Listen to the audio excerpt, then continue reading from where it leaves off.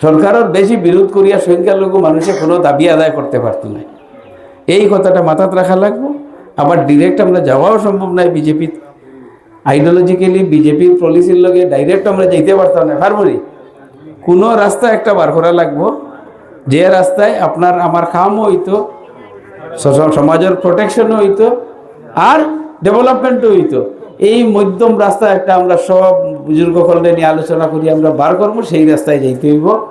রাস্তাঘাটের কাজ আমি ছোটো ছোটো একটা শুরুয়াত করছি মাত্র।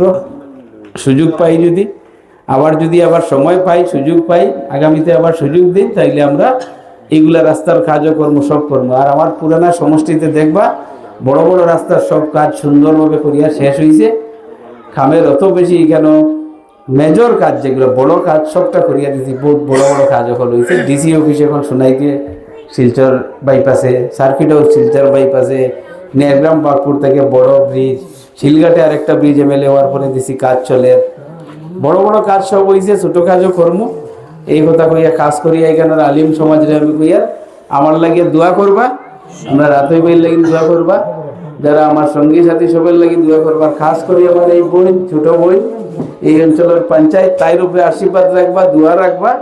মন সাফ মহিলা, কাজের খুব ইচ্ছা, কাজ করতো, মানুষের লগে মিলিয়া কাজ করার বহুত মন আছে, তাই কাজের লাগে সবসময় পার্সু করে।